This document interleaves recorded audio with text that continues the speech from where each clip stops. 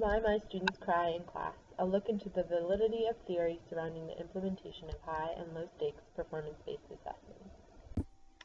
Those on both sides of the assessment debate argue that assessment changes lead to instructional changes, regardless of whether those changes are good or bad. However, some studies question the validity of this claim. In 1985, Pittsburgh adopted the Syllabus Examination Project, a series of assessments based on portfolio completion. Pittsburgh was successful because the district was willing to build the instructional capacity of its teachers. Teachers wrote the assessments and then received guidance on how best to implement them.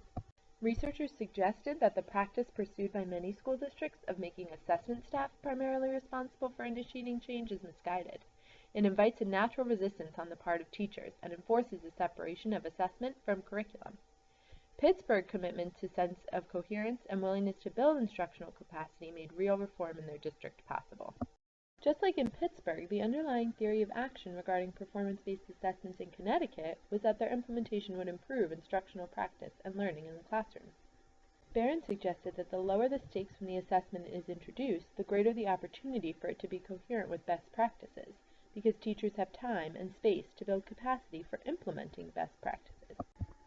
However, even this is not enough. Connecticut struggled to assess writing as one example. Single-session writing that would take place in a testing scenario contrasted with process instruction that takes place over multiple days. A test can't really measure real-world or best practice scenarios. In teaching to the test, teachers would be encouraged to give limited writing prompts and set times, when in reality, writing is not done under such isolating and limiting conditions. In Kentucky, the implementation of performance-based assessments was much less successful, in part because teacher and community buy-in simply was not there. In part, this lack of success may be because Kentucky's assessments were designed mostly to provide accountability for investors, rather than make real changes in instruction. According to the Tims, Japanese students spent far more time inventing procedures and developing concepts, while U.S. students spent more time in rote practice. In a study by Firestone, Morris, and Fairman, they looked at whether or not performance-based assessments would encourage the types of instructional practices found in Japan in the U.S. These researchers looked at a performance-based assessment called the MEA in Maine, a low-stakes assessment, and compared it to an assessment in Maryland, the MSPAP, which was high stakes. Researchers expected to find more changes in Maryland, and they did.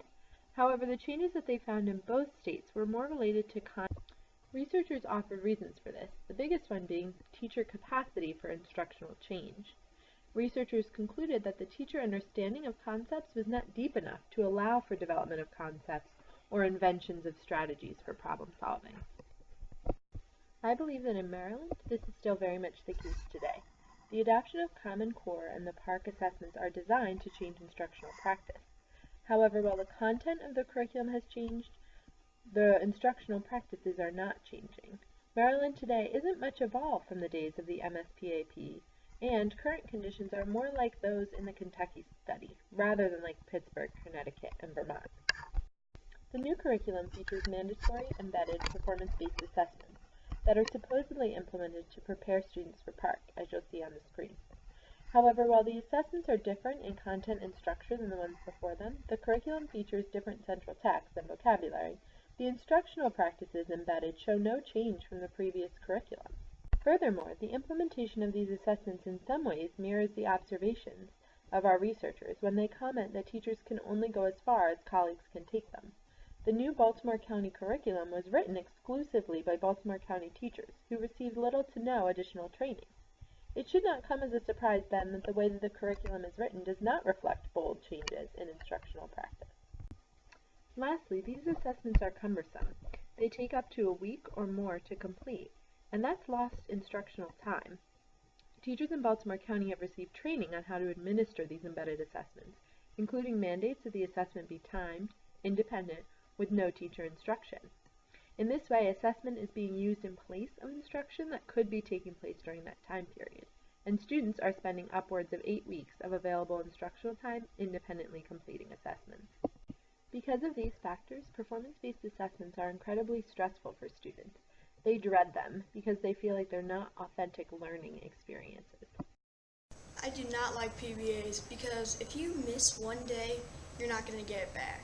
So if the computer lab is not at your disposal, you're not going to be able to do anything that day, and you're going to have to rush ahead.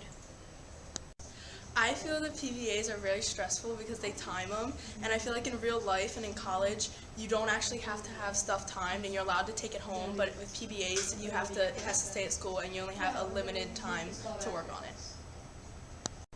I think PBAs are good because they measure your success and how you're doing in the class. One thing that I would change about them is how you're stuck with a certain curriculum and you can't change anything about it.